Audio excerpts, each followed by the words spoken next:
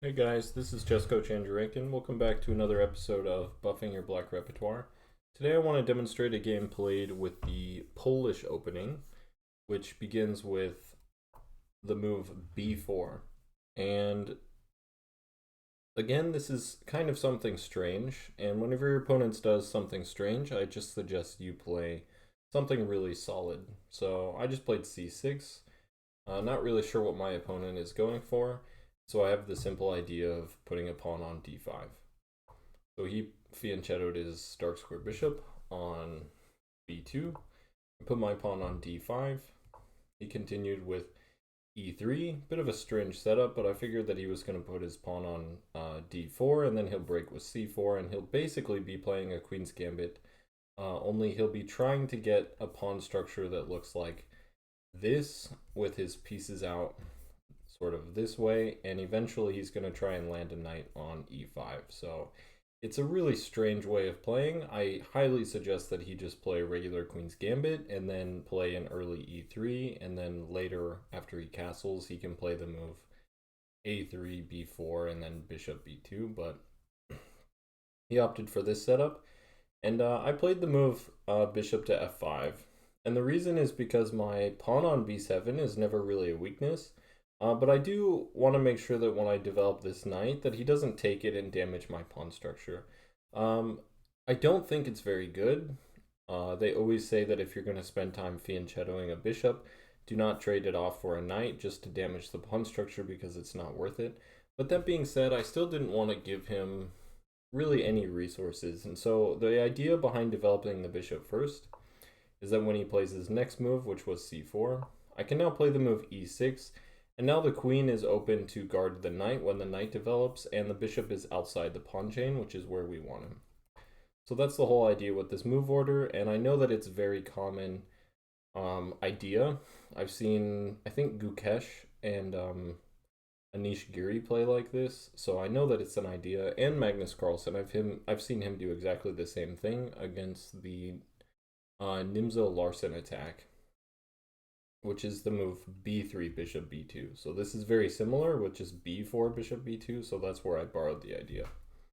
So he plays the move c5, and I highlighted this because now, I mean, black has just already reached equality. I literally developed one piece and I'm already equalized. So this is just not very good for white, but we still have to play a game. So of course the knight comes to f6. He continues by grabbing space in the center. I develop my knight. He develops his knight to d2. I mean, he's really lagging behind in development on his king side, so I just play bishop to e7. He goes knight to f3, and now I play h6. And the idea behind h6 is that he never has this move, which would win the light square bishop. I really want to keep control over this long diagonal, just because the rest of my pieces are quite passive until I make the move e5. And that's really what my game plan is going into this game. And so after he plays queen to b3, which is like, okay, dude, I don't. You'll see what his idea is in a second, but he's just wasting time. I do want to make one point, and you'll notice that I never push b6 or a6. And the reason behind this is because he's spending all this time to grab this space on the queen side. So this is not only where he's stronger, but it's also where he wants to play. Notice the bishop has a lot of scope here. This bishop protects the rook, so he can always just throw the a pawn at me. And my bishop doesn't necessarily control key squares unless he makes them key squares. And so I just leave my pawns here, and if he wants to throw his pawns at me, that's fine. I'll leave it here, and if he takes, I'll take, and then I'll put a rook on the b file, and he'll end up regretting that his queen is here and his bishop's here. So yeah, my point is don't push any of these pawns because it's the same idea as the pawns in front of your king. Don't move the pawns in front of your king if your opponent is launching their pawns at them, because the more you push them forward, the faster the pawns clash with each other, which means the faster open files will be created, giving potentially your opponent the counterplay that they're seeking. So instead we should just castle. And again, our idea here is to just prepare the move e5. So he offers a bishop trade, and that's why the queen went to b3, so that the queen can go like this and grab control of this file. And I don't want to make life so easy for him, so I played the move knight to e4. And this is a really common tactic, and I'm sure you guys are aware of it. But the basic idea is that if he ever takes my knight with the knight, then pawn takes, and oops, he loses a piece. And if he ever takes with the bishop, pawn takes, and this knight is dislodged from its strong square. For example, if he comes to the middle, we take, he takes, and now these are all weak, and all of a sudden he's got some big problems here. And if he ever castles on the king side, then potentially he's going to end up getting... I'd obviously have to like reroute my pieces, but if I could get the queen over here, he's potentially going to get mated. So that was the idea, and he just decides to castle. And now I'm preparing the move e5, so how should I do that exactly? Well, I just play the move bishop to f6. And now e5 is pretty much unstoppable, and he plays queen to c2, and so I just decide to remove this knight from its annoying post. I play knight takes, he plays knight takes, that way he still has this battery. I guess he's praying that I ignore it, but of course we trade bishops, he takes. Now I can play the move e5. And he decided to take, which is probably smart, because if I play the move e4, I think his life is going to be really uncomfortable. My queen is eventually going to come over here, the knight's going to hop over here, and he's probably going to get checkmated. So he takes, I take with the knight, and I gain a tempo on the queen, and now black is already slightly better. So you notice he has this weak pawn structure. Not really sure what this guy is doing, because I can always drop the knight back here, or go here, and trade off, and I don't know if this knight is particularly good. I mean, it is stopping me from jumping in here, but I like my knight, I like my bishop. I just need to get the rest of my pieces active. So he drops the queen back to c2.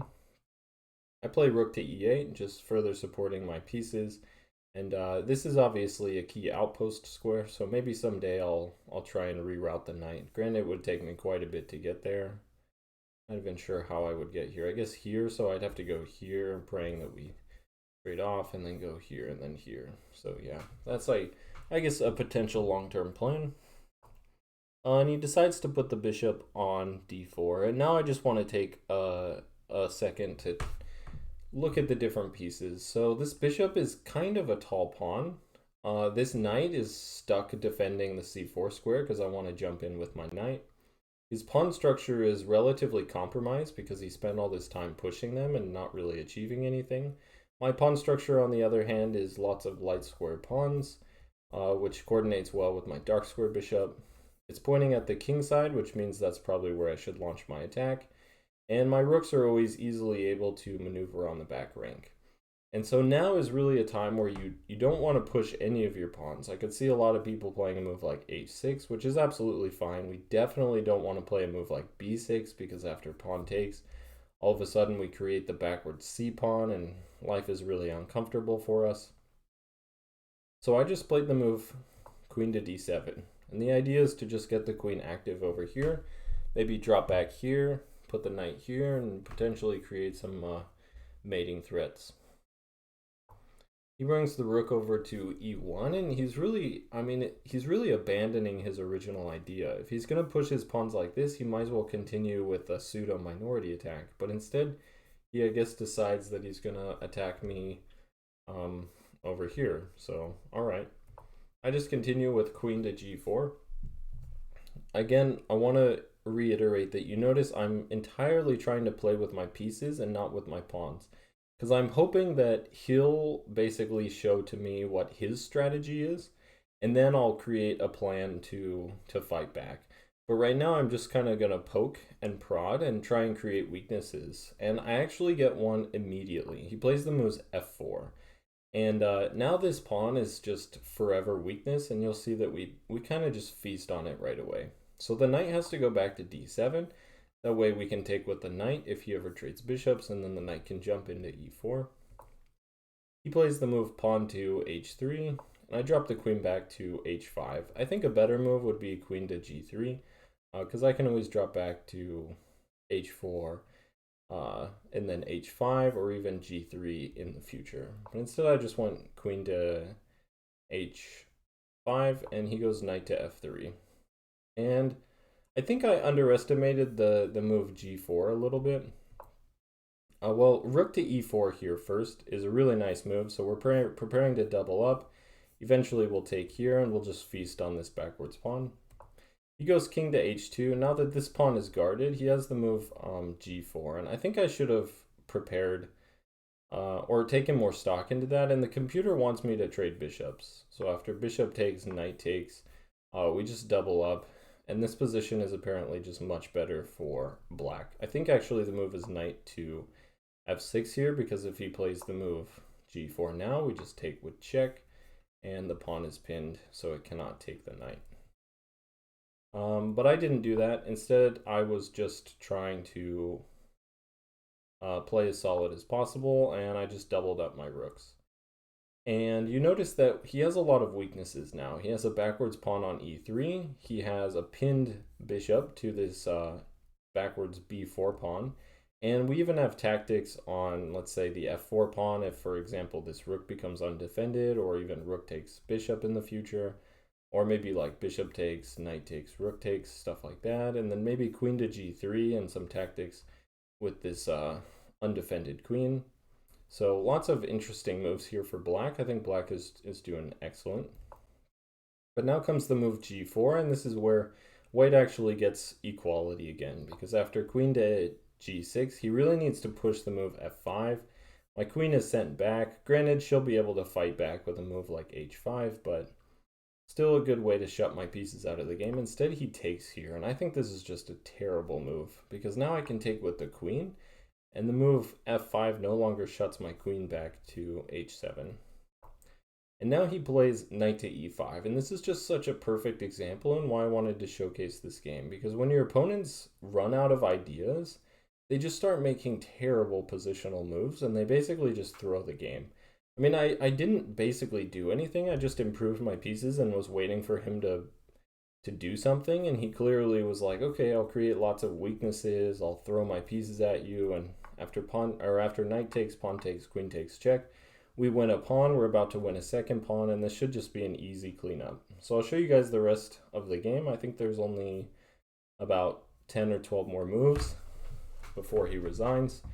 And yeah, so this is going to be a +2 position. Notice we literally didn't do anything. I mean, I don't think black did anything special. There's no particularly one move that I would say is amazing or even good. We just played normal chess, and our opponent decided to just fall apart. The only thing that we did was play the move e5. That was our plan for the pawn break. Once we got it, we reached a slightly better position. White realized he got nothing out of the opening. He got nothing out of the middle game. He tried to attack me and proceeded to lose. So yeah, I mean, literally, if you figure out the right pawn break, oftentimes that's the difference between winning a game and the game getting super messy and you have lots of losing and winning opportunities. So he moves the king, rook takes, queen takes. He brings the queen in for, I guess, a desperate attack to take on f7, but we go queen check on e4. I don't think he should voluntarily trade queens here, but I took with the rook. He goes pawn to a3, and I just attack it with my rook, and I'm hoping that he puts his rook on a1, which is just a sad sight. So instead he plays rook to f3. We trade rooks. I'm up 2 pawns, so 2 pawns in a king and pawn endgame. This is absolutely winning, especially because we have a passed d5 pawn, so his king can never really stray too far away from the pawn. So I just bring my king. This is always a really good idea to do. He starts to push his pawns. I love to create the pawn wall. So I love it when my pawns are side by side because it makes them super flexible. If he pushes here, I can push with check and then make king progress. If he pushes here like he does in the game, I can close the position, and again, he has to give way to my king because of opposition. So he pushes g5, I just push h5, and now I always have the idea of playing f6. That's what's so nice about having extra pawns, is that you always have time to just break, which means that your king always has ways of maneuvering around, and therefore eventually their king will have to give way to yours. So he plays pawn to b5, I ignore it, and I push the move f6. He takes, king takes, and now you notice my king covers all of these squares, and he has to keep his king here. Notice he can't go any other squares. to prevent my king from getting in. So now he pushes the move b6, very tricky move. This is like one of the only times that you really need to be careful. Granted, it's still completely winning. You could play the move e6. Sorry, you could play the move pawn takes, king e6, king g5, king d6, and if he takes here, he can't stop the pawn. And if he continues with his idea, and this is the reason why I said it was tricky, because if you just go taking, and he plays a move like, we play a move like, let's say king here. He could go here, and let's say we shuffle back. Now all of a sudden, white is winning, because we can't stop him from promoting.